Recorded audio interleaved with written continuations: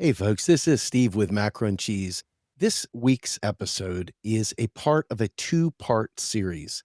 It was originally a single episode that was almost 3 hours long, and we thought about it, and it was like, I just don't know that we're going to be able to keep folks' attention for 3 full hours. This is going to be very dense. It's going to be challenging. It is like a genealogy of leftist thought. And it starts before the Communist Manifesto. It starts during a period of time where most would have been considered anarchists. You're talking about folks like Kropotkin and Marx before he had gained the kind of following that he later achieved, and many other voices like Proudhon. And it ultimately takes us up through the Sino-Soviet split, and it takes us into modern times as well. So part one is going to be quite the lineage of leftist thought. And the hope is that you'll begin to realize how challenging it is in a modern society to quote unquote unite the left. Uniting the left is so important. Uniting the working class is so important. But when you understand the splinters of thought, the splinters of hero worship, and more importantly, an unintended consequence of being out of power, LARPing. We've got a lot of people out there that are LARPing in a society because people haven't quite discovered yet that we don't live in a democracy. They say it, they feel it, they see something's wrong, but still in the back of their head, they either A, believe that they can somehow or another go to a polling place, pull the lever, and suddenly vote away the oligarchy, vote away the power of capital. And even just the slightest investigation into history, into the founding documents of the United States, you realize that it has never been about popular democracy. It has never been about we, the people. At best, you see a bourgeois democracy where the people with money, the people with power have say, but the people without have no say. In fact, there's a study that we saw in the early mid-21st century from Princeton that showed that we do not live in a democracy. So we've never had power. We have no power. Not power in the traditional sense anyway, not power through the official channels. And to begin to understand why it's so hard to bring a countervailing force to the current conversation, this podcast and the next one, the second part, will fill a great many holes. And I hope each of you take the time to listen, consider the steep hill we're up against, and begin to realize the more energy we pour into neoliberal establishment politics, the less time we're spending developing a real theory of power, a real theory of change, and real organizing power that emanates from the people, the working class. All right, folks, this is Steve with Macro and Cheese. My guest is a cool guy. I mean, this is a guy that I have watched thread every needle out there. I am not going to lie, he talks above my head frequently. And that's good, because that means I got something to learn. I enjoy that very much. His name is C. Derick Varn. You know him as the host of the Varn Vlog. He was a reader at Zero Books from 2015 to 2021. He's the author of the poetry collections Apocalyptics and Liberation, or All That Bright, Etcetera. He has hosted Symptomatic Redness with Amag Saul and Pop the Lane with Doug Lane. Former people with Stephen Malchovich, P.H. Higgins, and Shalon Van Tyne. He is a teacher, writer, poet, and armchair historical theorist with a background in philosophy, anthropology, and literature. He spent most of the 2010s outside the U.S. in the Republic of Korea, Mexico, and Egypt. And I got to tell you, he has led a really, really exciting life. And his thoughts and his ideas and concepts that he puts out there for people, I think, are really mind joggers. And they're really intended to stretch. They stretch me anyway. Let me just say that. So I asked Mr. C. Derick Varn to join us for this conversation because what I'm experiencing, and maybe you guys have experienced this as well, there's a very, very tall barrier to entry within socialist circles. It is almost like trying to walk into the Catholic Church if you don't understand how to genuflect and take of the Lord's Supper and all the other things that go along with it. You can be left behind. You can immediately out yourself as not knowing anything, or out yourself as being in the wrong sect of socialism, or maybe identify with the right sect and have someone really, really, really get angry at you for fear that you might be a Stalinist or some Leninist or some Maoist or any number of things. And in my seeking to truly understand revolutionary moments and try to understand working class struggle, I've invested myself in reading theory and reading history and going down each of these lanes.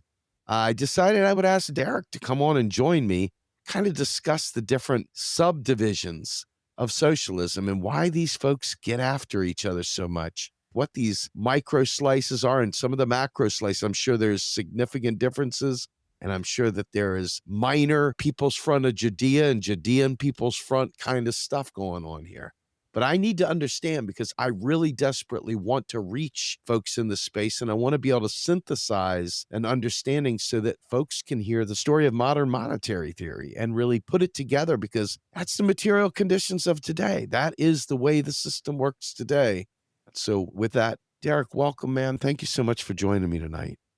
Thank you for having me on. Modern monetary theory and its relationship to socialism is actually interesting in and of itself.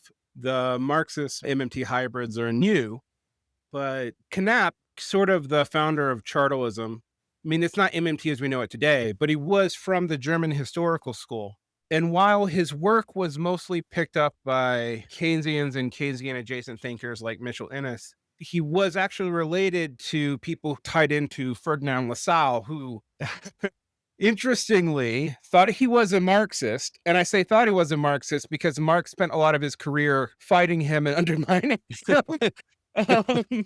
But there is a relationship there. And unfortunately, a lot of the history of the German historical school is obscured. One, because it was Keynesians who picked up Knapp's work later, for the most part. And two, because the last generation of the historical school, called, I think, the youngest historical school, they have confusing names, ended up with some other people who overlapped with Marxist analysis, namely Werner Sombart and also sort of famously Max Weber. Weber dies pretty early on in the Weimar period, and while he had some socialist inclinations, he kind of died a liberal. And Sombart considered himself a Marxist until the late 20s, where he took his hybrid German historical school / historical materialist thought and became a Nazi. So, because of that, that history is really, really underexplored. I mean, I spent a lot of time, I would like to say I was in the stacks, but we're in the digital age now. So I was actually on EBSCOhost using my wife's account and trying to look up as much on that as I could, because it did seem interesting to me that there is a MMT Marxist hybrid revival, because also modern monetary theorists and Marxist, like Keynesians and Marxist, have a contentious relationship that some people want to hybridize us and some people want us to fight each other to the death.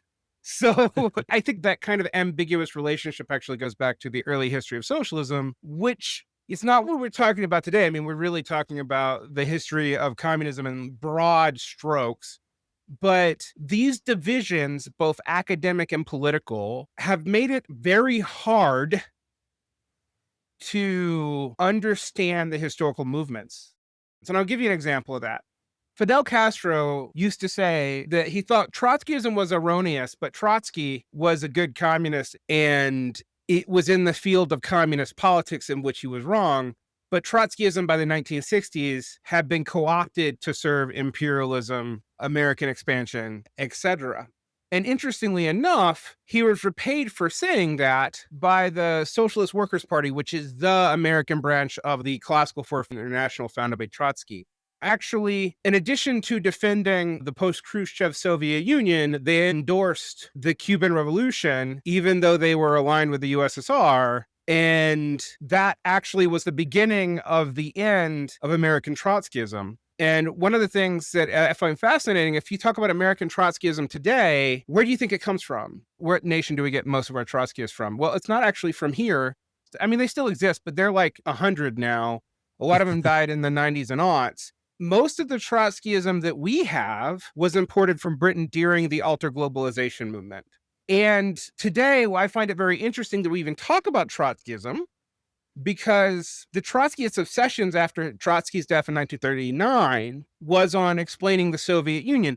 And as the scholar Mike McNair said in a book called Revolutionary Strategy, none of the Trotskyists actually called how the Soviet Union was going to fall apart correctly. So, in some ways, I have found the fact that we're even having this debate somewhat proof that we haven't gotten past sectarian limits in understanding our own history.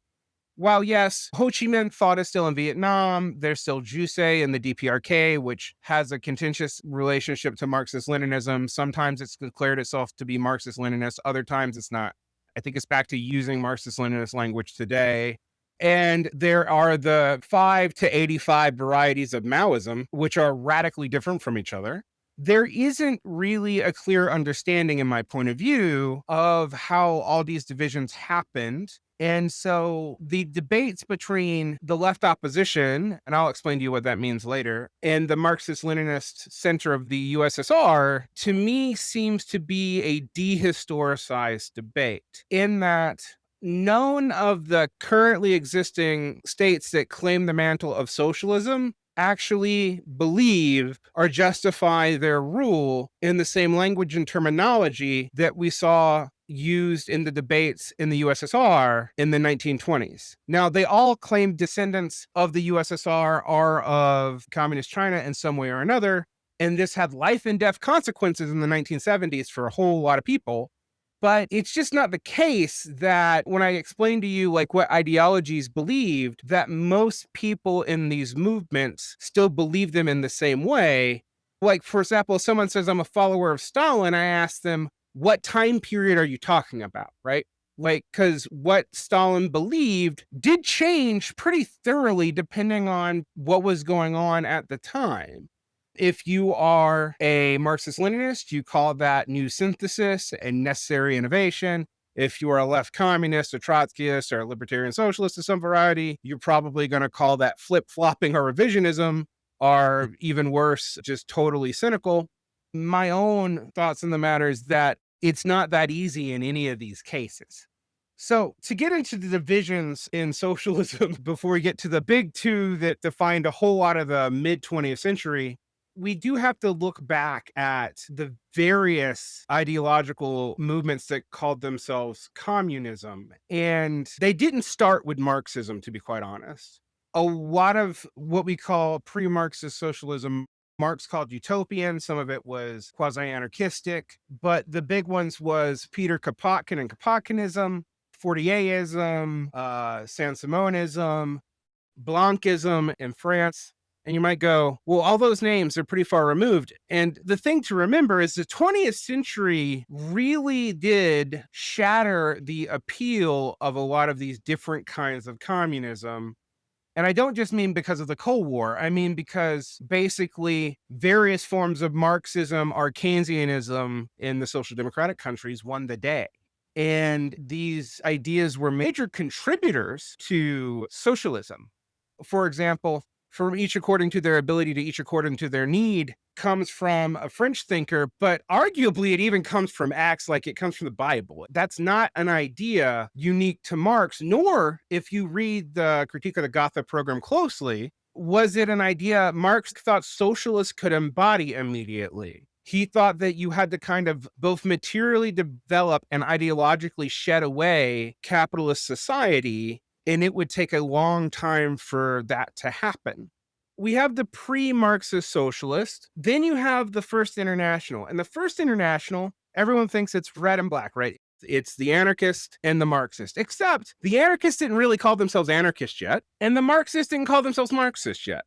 Marx was very important in the International, but he was really kind of representing a coalition of different factions. So there was the Chartist, which was the English trade union movement, kind of the radical trade union movement. There was the Blanquists, who were upholders of the Paris Commune, but thought that a dictatorship of the proletariat was necessary. But how they defined that was different than the way Marx did. There were the people who were the socialists in the Second French Revolution, who argued for state-supported jobs guarantees and a right to work, but meaning the opposite of what we mean by it, like a right to work that there would be workhouses that paid well, provided for everyone by the government if there was a backstop in private industry. Let's see who else was there. There were the left end of the Italian nationalists, of which Bukharin was originally part of. There were the anti-authoritarian communists who would later become anarchists, which Bakunin was later associated with. There was the Proudhonists who, if you've read Marx at all, were the primary. A whole lot of Marxist ire at Socialist is aimed squarely at Proudhonists, and they were part of the First International. And it's kind of amazing that the First International took as long as it did to fall apart. What caused it to fall apart wasn't the series of debates by themselves. Marx debated with Lyceus pretty strongly. He debated with Proudhonists extremely strongly, but was the shift in debates around organizational structure between Bakunin, Marx, and Engels. And both sides accused the other side of being authoritarian. So Bakunin accused Marx and Engels of not wanting to smash the state and thus capitalist power fast enough. Marx accused Bakunin of wanting a secret dictatorship and wanting a small group of people to use terrorism to enforce their will, and that was anti-democratic.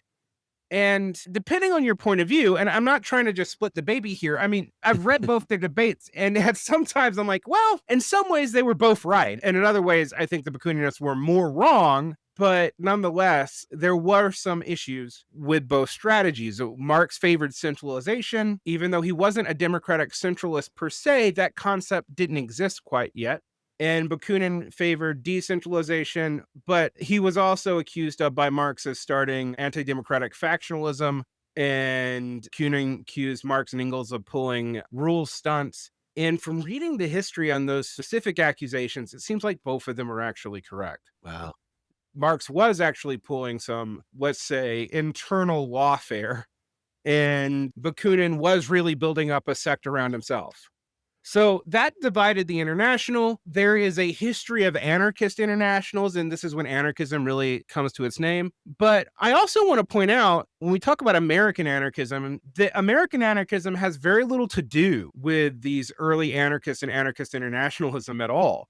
There was kind of a native tradition of anarchist thinkers in the United States, but they were mostly individualist anarchists. And then the more social-oriented anarchists, they were kind of all, I hate to be this blunt about it, but they were kind of all wiped out by the 1950s. And so the anarchism that we know today by people like Murray Bookchin and Bob Black, as lionized by David Graeber and Chomsky, they don't have a lot of historical connection to these other groups of anarchists like the syndicalists or the anarcho-communists or the platformists.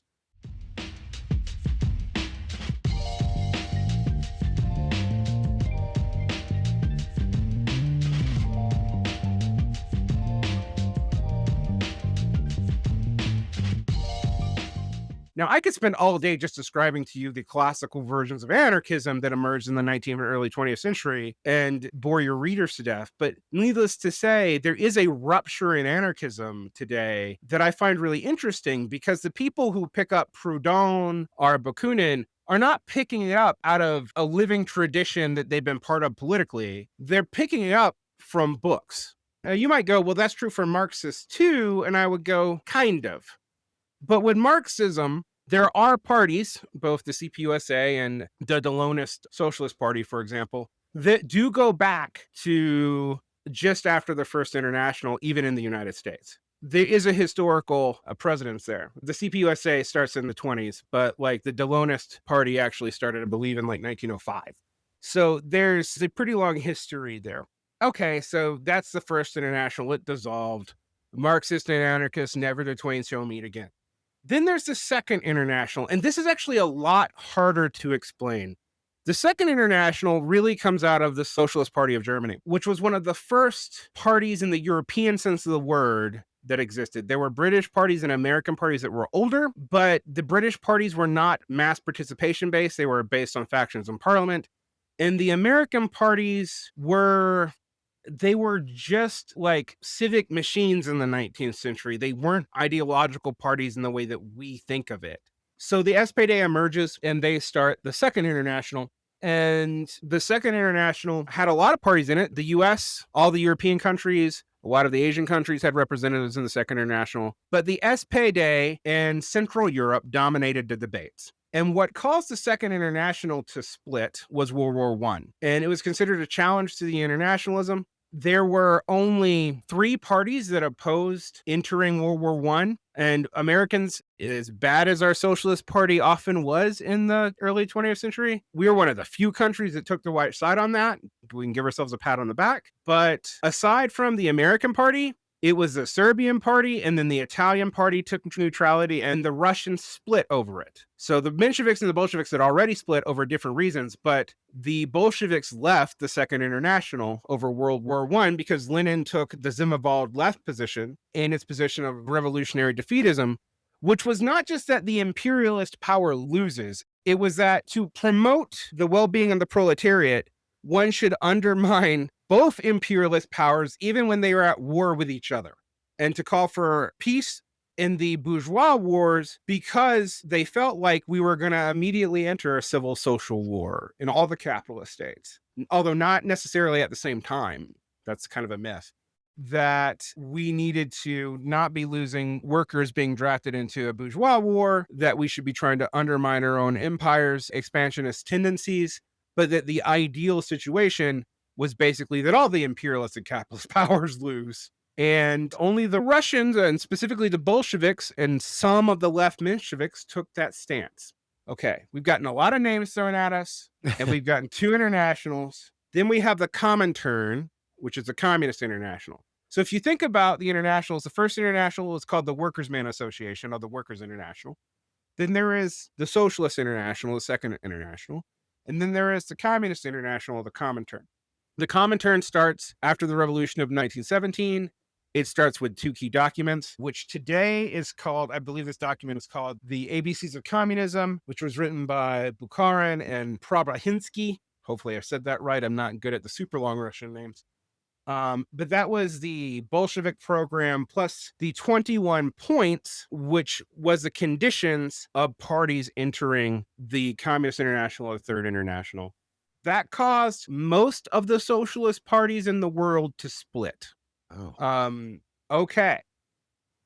Now, of course, at this time period, Russia's had a revolution. The German Revolution, which in 1918, 1919 fails. And its failure leads to the establishment of the Weimar Republic.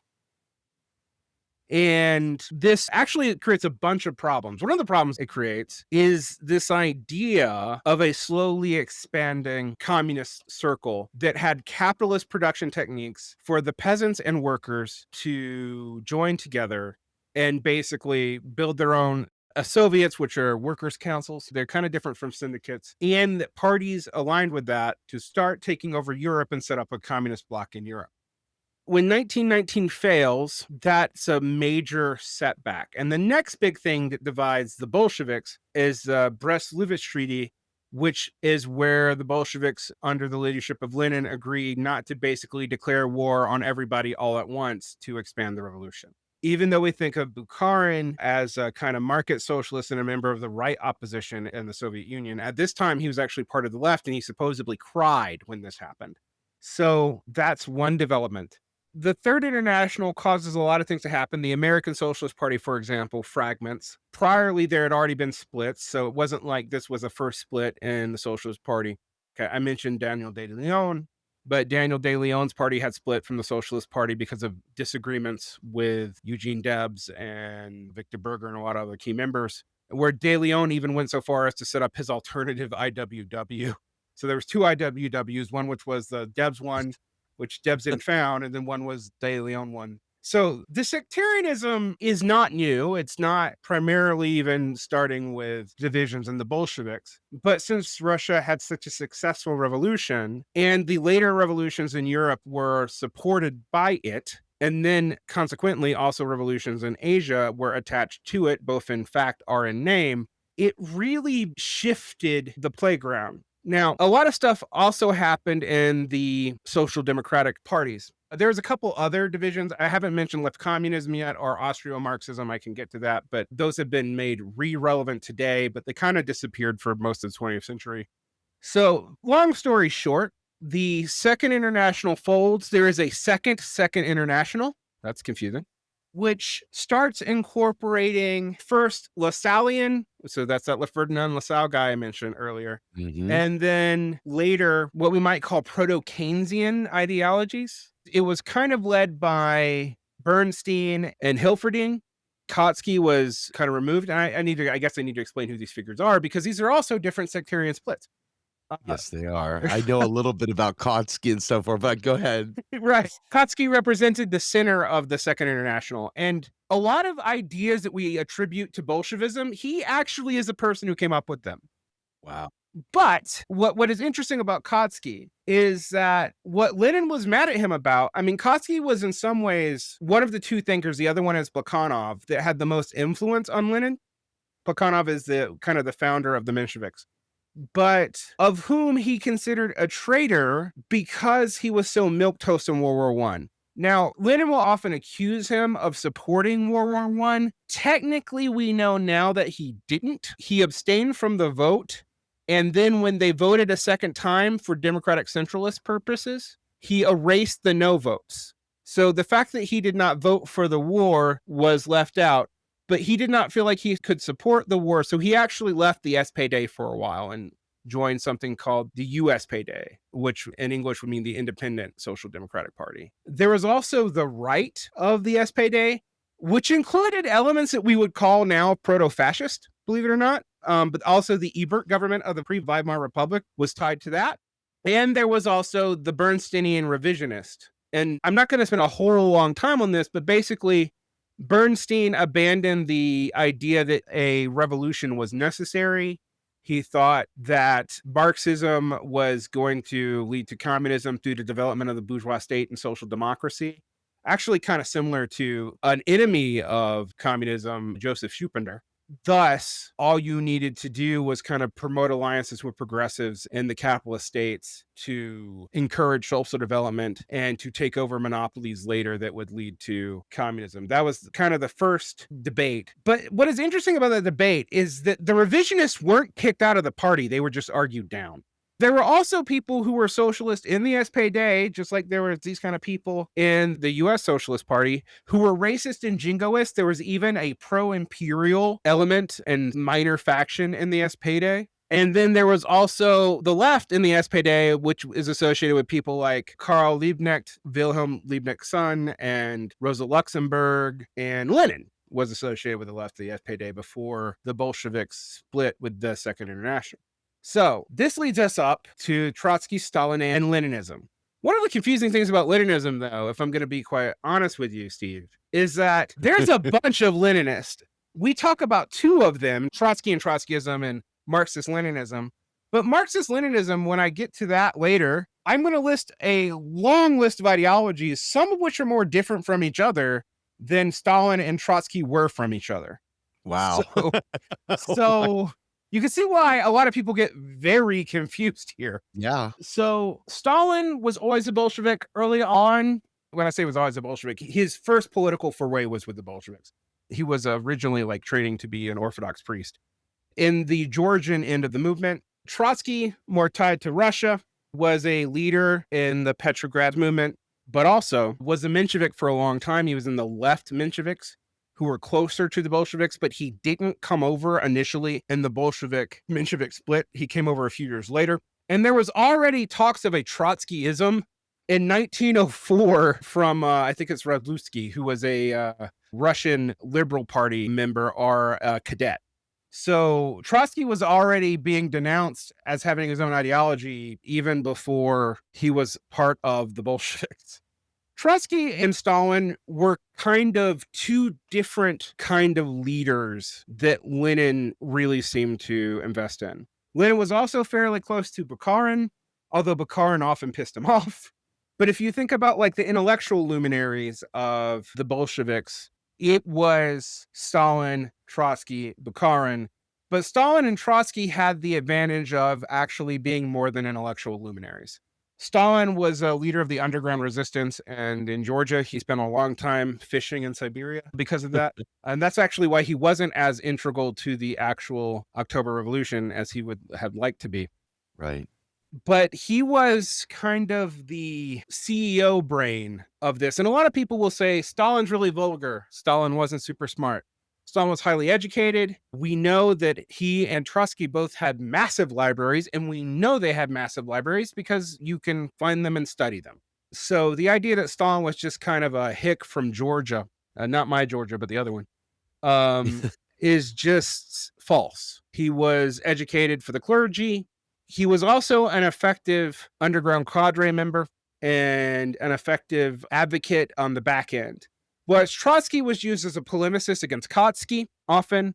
Trotsky was also a very successful general in the Red Army who played an important role in 1917, but his real claim to fame was the Red Terror and the Russian Civil War. So that's where Trotsky's leadership in the Red Army really propelled him forward. Lenin complained about both these men, honestly. He also empowered both these men. He made Stalin the first general secretary of the party, and he also gave Trotsky a lot of important roles in the establishment of the Bolsheviks. I mean, he was one of the heads of the Red Army. So this is something to think about when we talk about their relationship to Lenin. The debate really comes to a head once Lenin dies. But even before that happens, there was already tension around different time periods of Lenin's own thinking around socialism in one country.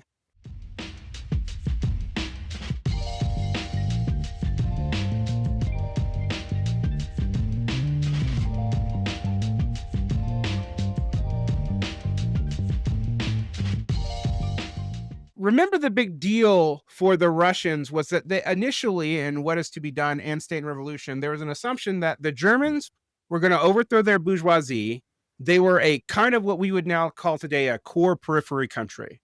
So they were on the outskirts of the developed capitalist world. They didn't have that much imperial holdings because they unified late. And since they unified later than France and England and Spain, they also were not in the imperial game in the same way as England, France, Portugal, and Spain. This led them, according to, actually not just according to Bolshevik theory, a lot of people thought this lack of empire meant that they actually had to develop their industry more efficiently than the English or the French, and definitely more than the Portuguese and the Spanish. So it was hoped that the Russians and the Germans could join up once the revisionists were purged or came to their senses, and the supporters of social chauvinism were purged or came to their senses. And you would have the industrial production and the industrial proletariat of a highly proletarianized country like Germany and the mass and power of Eurasia together. That didn't happen because the Freikorps put a lot of the revolutionaries down, most famously Rosa Luxemburg and Karl Liebknecht, a lot of people. In 1918, this led Lenin to speculate about the possibility of socialism in one country. And the first real break between Bukharin and Stalin and Kamenev, Zinoviev, and Trotsky really starts to develop. But that's really early, actually. It's important to note that. Trotsky doesn't get exiled until 1929. And he only lives for 10 years in exile, which is, I think, something other people miss. He gets the ice pick in the head in Mexico City in 1939. So this is the beginning of increasing ideological splits. Now, after 1921, there was a formal faction ban in the Bolshevik Party. Before then, there had been factions, or tendencies, as we might call them. There were still de facto factions after 1921. There was a left, a right, and a center, just like there had been in the Second International. And the Council Communists, a group mainly from part of Germany and from the Netherlands, had split already from the Third International. They were very excited about it at first. And by the Third Congress, I think that's 1919. So there already had been a split, but these people weren't in Russia. Like I mentioned, they were elsewhere. And there was already a split between the Social Democrats and the Communists, which began in 1914. So we already have splits abounding, but in this time period, you start seeing ideological tensions develop within the Bolshevik Party. The first tension is Lenin had a concept that he developed pretty early on, all the way back when he was a Menshevik, where he modified the dictatorship of the proletariat to the dictatorship of the proletariat and peasant. He was to abandon that later, but this is part of what Stalin was early on, and definitely Bukharin was referring to. The Red Terror had been brutal. In fact, Lenin encouraged it, but he also had to put a stop to it, and Lenin did put a stop to it in 1921 because they had gone too far in basically terrorizing peasants. Now, If you think it was Stalin doing that, you'd be wrong. The person who led and justified the Red Terror to Trotsky was Trotsky. Aha. So there's a lot of counterfactuals that are unprovable about whether or not the purges and the Gulag War, I call it a war, I mean, the Soviet Union doesn't, but it was effectively a war, would have happened under Trotsky. And the one bit of evidence that we have is that Trotsky supported collectivization, always. He was always there. He thought a battle with the peasants was inevitable, and that while you could appease them some with the new economic policies, that there was always going to be a headwinds there. And his main opponent was Bukharin. And in fact, he hated Bukharin more than he hated Stalin. Wow. Okay, now that's something. Right? Stalin effectively had them both killed, but he hated Bukharin more. So when we talk about this, we often read it through the lens of the 1960s and 70s. But at the time, the factions are actually not entirely clear because Stalin, during his early period in the early 20s, had the backing of Kamenev and Zinoviev, as I mentioned. Now, I'm not going to go into what those people were like, but they were later on associated with the left opposition. But during this time period, they were kind of a triumvirate, which kept Trotsky out of more power. And it was only in the late 20s when Zinoviev and Kamenev and Lenin's widow sided with Trotsky and the left opposition. So this all happens. Okay. What's going on in Europe? Well, this is where you have demarcations in Stalinism, because when I talk about the differences and actually the ideological differences between these groups, and I feel weird calling it Stalinism because Stalinism isn't what they called themselves. It's a slur. Just like Trotskyism or Trotskyite isn't what Trotskyists called themselves. It's a slur. Trotsky called himself a Leninist, and Trotskyists to this day will call themselves Leninists. Stalin called himself a Marxist-Leninist. And interestingly, considering that they both considered themselves orthodox Marxist, although Stalin did go so far as into 1936 and 1938 imply that Engels was wrong, or he didn't imply, he said. And I can tell you about what when we get to that. We can see here that the socialism one country debate is a big deal. And it's because it doesn't really get settled until Lenin's dead, because the period that it comes up, 1919 to 1922, is in some ways one of the most violent periods of non-explicit wartime in European history. They had a lot of other stuff to deal with than debate whether or not socialism in one country was possible. The issue that you have is that, and the scholar Eric Van Ree is really good on this, and he wrote a kind of, I think, brilliant exposition of what Stalin actually thought.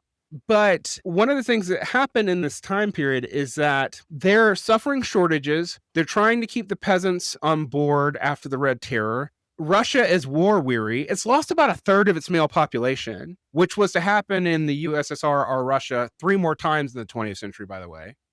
And they're trying to figure out what to do. Trotsky had argued with Trotsky. I don't love that all these people have similar names. Good on you to remember them all, though, brother. Trotsky had argued with Trotsky that the revolution in Russia was premature, that they didn't go through a bourgeois democratic revolution in Russia first. And Plekhanov and the Mensheviks had actually insisted on that they needed to get capitalism fully up and running and in Russia before they could have socialism, which puts you in a weird position, right? Because you're trying to help the capitalists develop so you can fight them later. And Trotsky said, because you came prematurely, you don't have the majority of the population on your side. And because you don't have the majority of the population on your side, you have to use terror tactics. And Trotsky's response was basically, yeah, we do. It sucks. But maybe if you guys had done your job, we wouldn't be in this situation.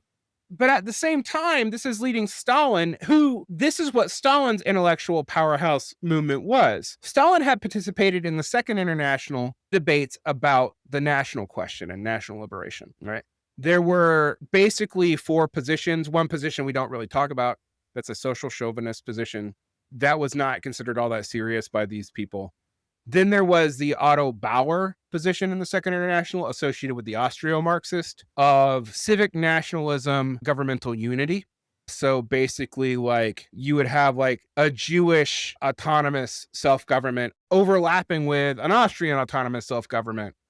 And we have to remember that the Austro-Marxists were in the Austrian-Hungarian Empire, which was a multi-ethnic state.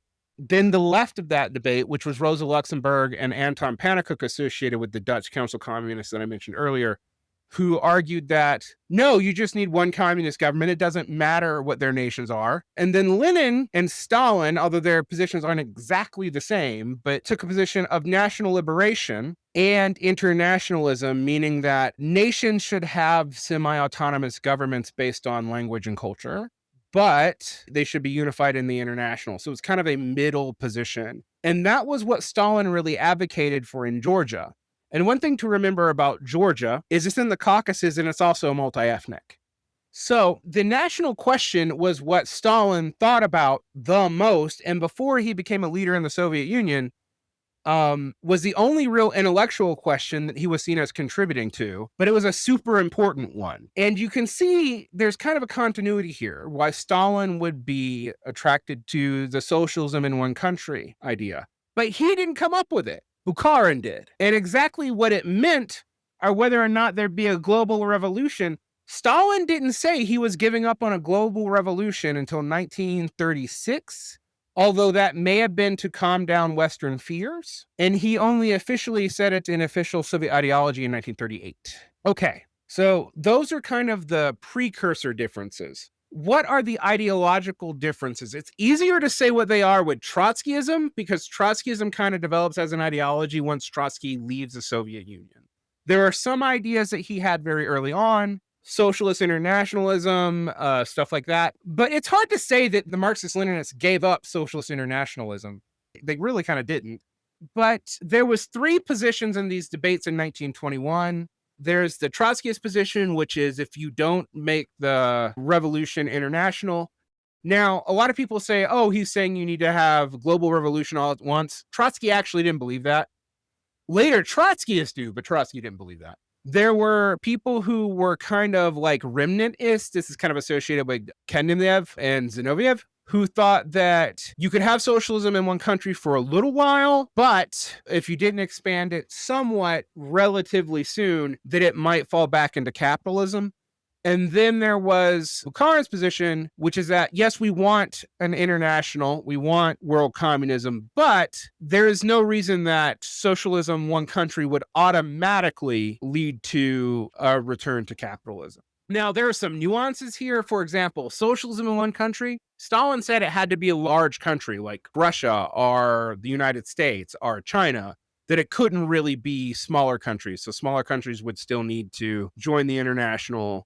Even though Stalin was a promoter of socialism in one country, he still believed in international communism enough that he had a Comintern until 1942. And even after the Comintern's disbanded after the war, there's another association called the Common Forum, which we don't really talk about very much.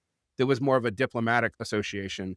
And the Warsaw Pact, which was more of a substantive political agreement that emerged after World War II. Okay, so that's the first big difference. The second big difference is Stalin had a 2 or even 3-stage notion of revolution, and Trotsky had an idea called the permanent revolution.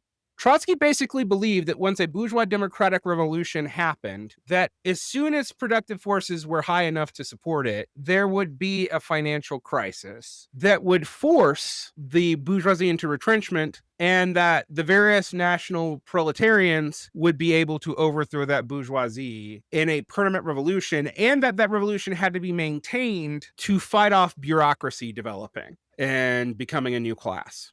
Stalin thought that was kind of dumb. I mean, I don't really know how else to say it. He accused Trotsky of things that I think was false, but he did accuse him of some things that I think may have been true, which that if you try to expand too fast, the Soviet Union's going to get defeated by capitalist forces and we're going to lose anyway. Also, because of stuff hinted at by Marx in the Critique of the Gotha program, which was a big deal for Lenin. Lenin's one of the people who really focused on it, but was not so much of a big deal for Stalin, but he still referred to it. You needed a kind of transitionary revolution. So you needed a political revolution and then a socio-economic revolution. And then later, Mao divides this up into 3 parts. You need a political revolution, you need a social economic revolution, and you need a cultural revolution. So Trotsky, you have one continuous revolution that happens almost immediately. As soon as you get productive forces up and running in a bourgeois democratic, after a bourgeois democratic revolution, and then you have a kind of permanent revolution there. Now, one of the things I find funny is despite all the debates between like Maoist forms of Marxist-Leninist and Trotskyist forms of Marxist-Leninist is they actually agree on bureaucracy and the problems of bureaucracy. That's why the Cultural Revolution happened.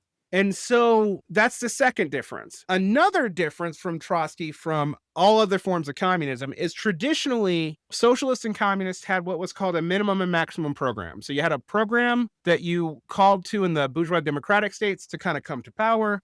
And then you have a maximum program, which was to build communism once you did come to power. Now, the Bolsheviks thought they were in the maximum program because they've had the revolution. Trotsky came up with this concept in the late 30s called the transitional program. And that was because he thought that, and to be fair, the Marxist-Leninists early on thought this too, that there's going to be an economic crisis that was going to make capitalism untenable after World War II was over, and that you were going to need a transitional program to get there to try to have an electoral movement to do that. And so that is something unique to Trotskyists. Now, different Trotskyists disagree about what the transitional program is. Interesting.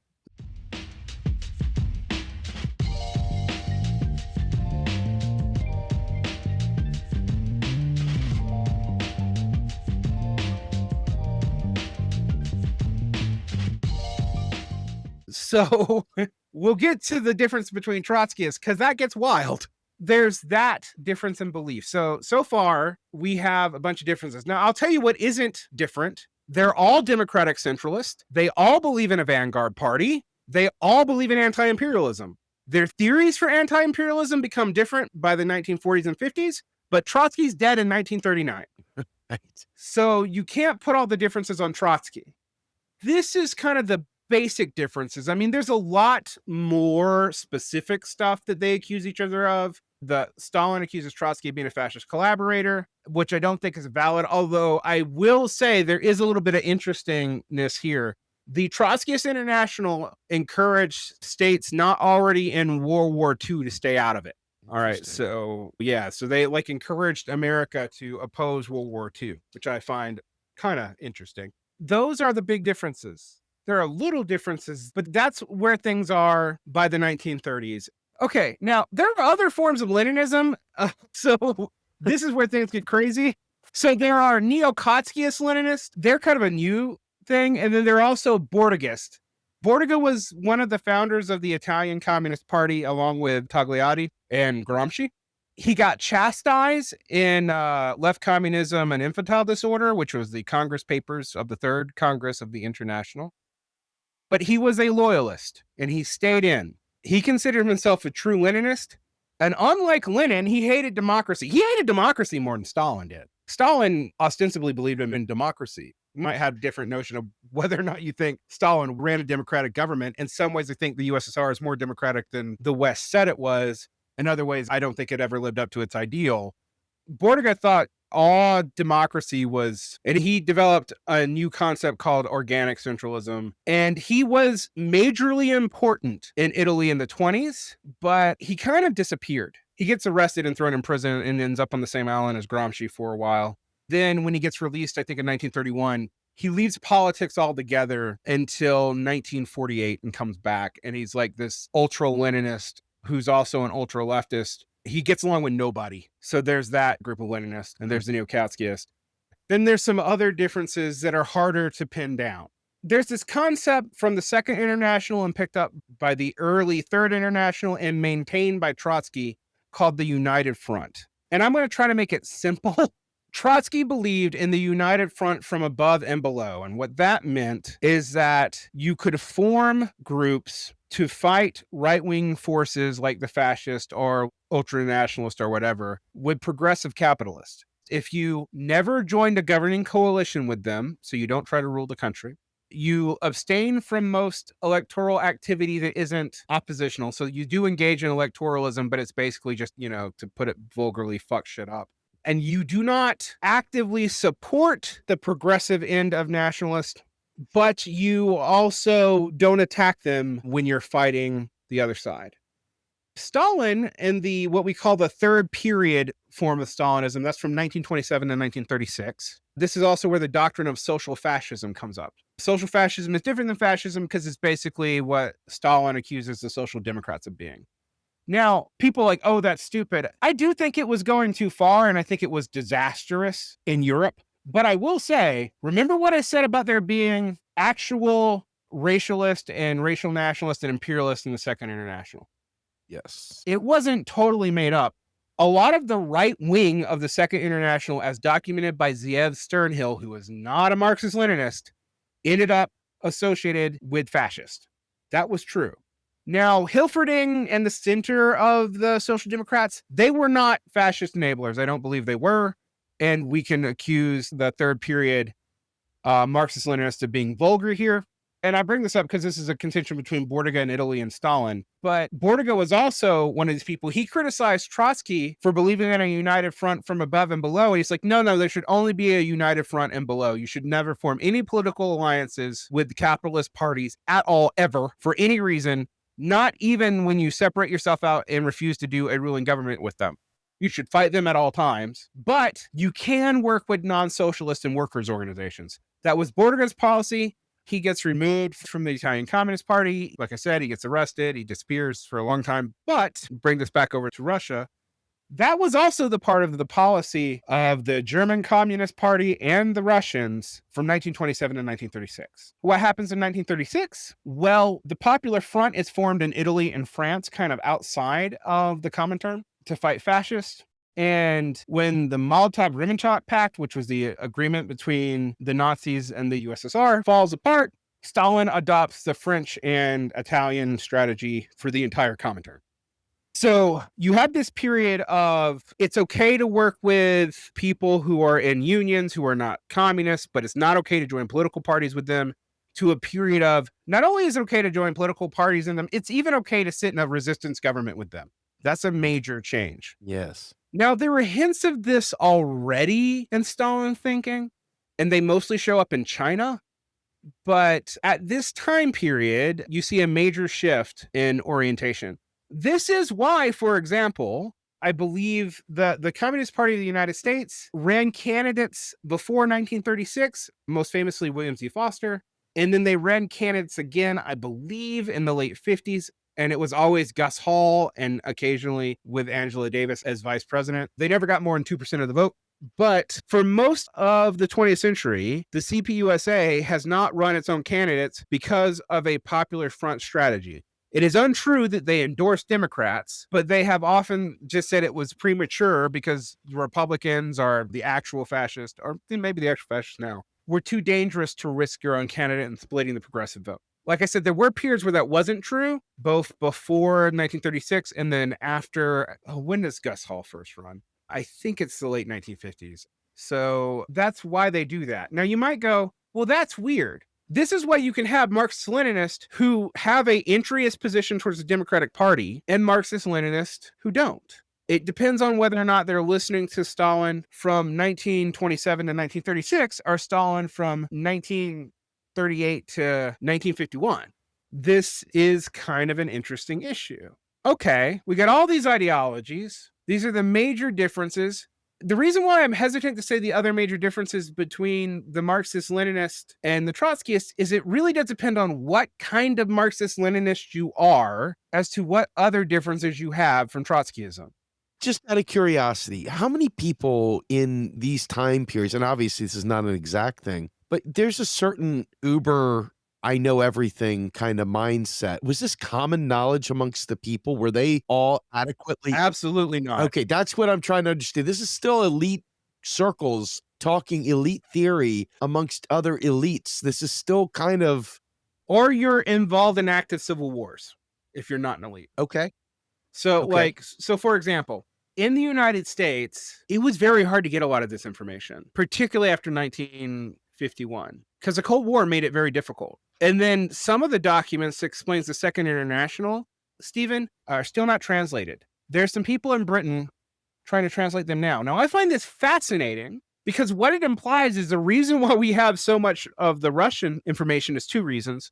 One is the New Left, and the other is the CIA. And I don't even mean the CIA as like perpetuating lies, although they did that plenty. I mean, they encouraged scholarship on this. They did not encourage scholarship on Marxism or communism in general. Yeah, this is fairly elite theory, or it's you're actually involved in revolutions with actual governments, with actual workers, and people are actually killing each other. Those are the ways you know this. And some of it we are only learning now because some of the earlier documents have only recently been translated. We only had access to the Soviet and Chinese archives for a brief period of time. We don't anymore. So basically, you could go in and study it from like 1998 to like 2009. And a lot of the archives aren't so much open for Americans, although the Chinese are not that secretive about this stuff. There are books available in English written by people from countries that do have access to get into the Chinese archives if you really want to, for some of them, as long as it's before 1982. Interesting.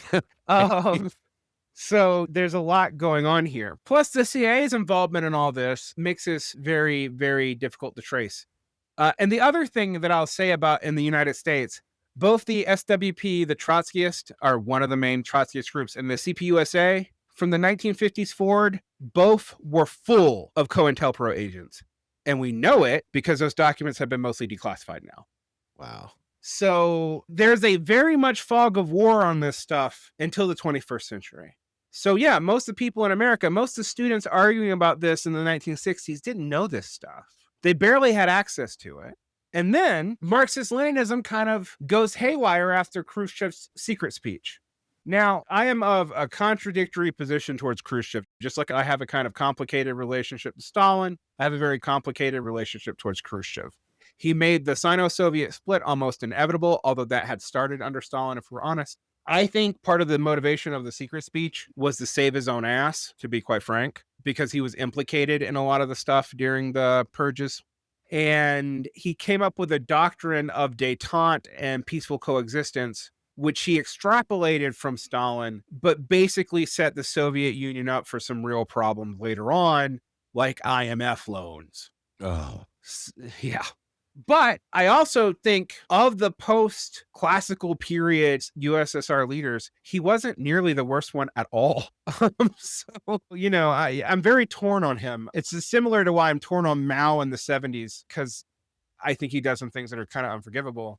But Marxist-Leninism really goes haywire after this period. And there's a bunch of reasons why, but you'd already had the Trotsky-Stalin split. Now, Marxist-Leninists will talk about Trotskyism's never won a revolution.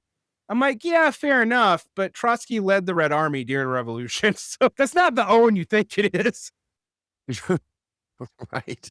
But it is true that after Trotsky's death, Trotskyism is a mass movement in Latin America and even parts of Asia, but they kind of don't take power anywhere, all right? And weirdly, Trotskyism really becomes more viable in the 1960s. There's a lot of unions started by people related to Marxist-Leninists. There's a lot of unions started by anarchists. There is one union started by Trotskyists in the United States, and that's the Teamsters. So that's fun. They just aren't as successful. There's a variety of theories as to why this is the case, but one of the main things is Trotskyism starts splitting amongst itself immediately, all right? Before Trotsky's even dead, you have James Burnham and Max Shachtman leaving the SWP to form a tendency because they thought the Trotskyists were too soft on the Soviet Union, all right? I want to let that sink in. Oh my God. Eventually, Burnham becomes a kind of villain of history. It's kind of a founder of both neoconservative and paleoconservatism in America, and a major figure in the OSS. And also, he kind of whitewash is Italian fascist. So Burnham's a fun guy. And Shachtman is not a neoconservative himself. That's kind of a myth. But Shachtman kind of soft abandons Trotskyism in the 50s. He becomes the head of the post-Cold War 1960s Socialist Party in America, and he dissolves it. And his major ideological successors either become neoconservatives or they become Harringtonites, one of the two factions that founded the DSA in America. No kidding. That's Shachtman's line. Shachtman also inspired the independent socialists who joined with the International Socialists later.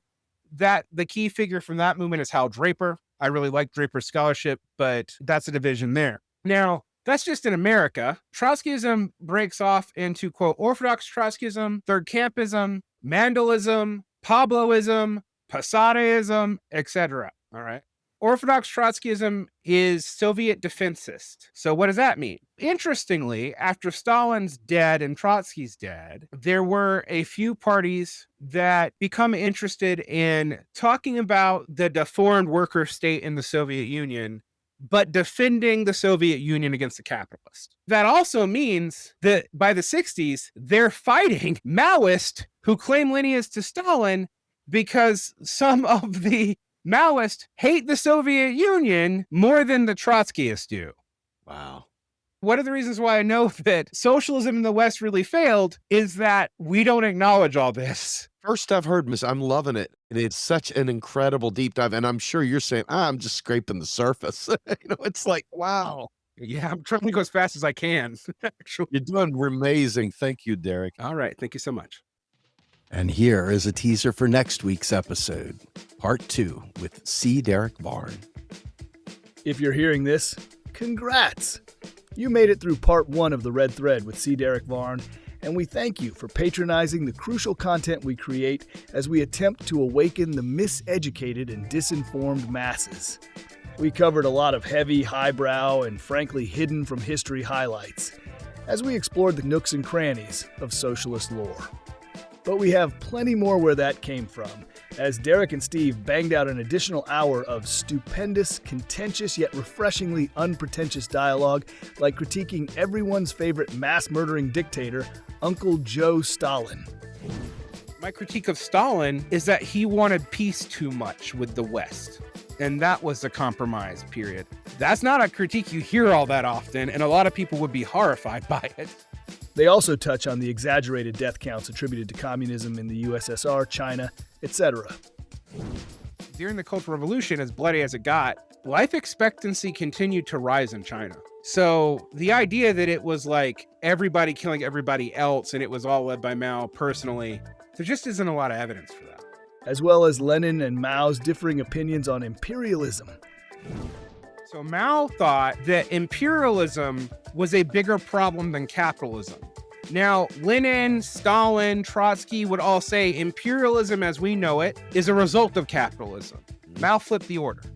They pinpoint the origins of the tanky slur that left anti-communists employ on the regular and discuss Marxist monetary theory, or combining the class and cash analysis, which is what we do here, and feel it's so important to the bigger picture, the bigger fight. One of the codes for, quote, Marxist-Leninist is to call them tankies. That's a reference to rolling the tanks into Hungary and the Hungarian insurrection. What I find funny about that is there are Trotskyists who have supported rolling the tanks in, and there are even a few Maoists, arguably Marxist-Leninists, and thus Stalinists, who opposed it. Mao himself didn't, so that's fun. Why I got interested in modern monetary theory is I realized that while Marx does mention non-commodity and credit money, there is a truth to the fact that Marx did not really think about fiat currencies all that seriously because he didn't think any state was powerful enough to enforce it in his lifetime. So please, folks, come back next Saturday for the remainder of this disquisitionship of the proletariat, a little joke, and come chill with us as we debate and discuss this further on Tuesday night Macro and Chill, where Varn himself may be in attendance to dig deeper into nuance, if that's your thing. With that, on behalf of my guests, C. Derick Varn, myself, Steve Grumbine, on behalf of the podcast Macro and Cheese, we are out of here.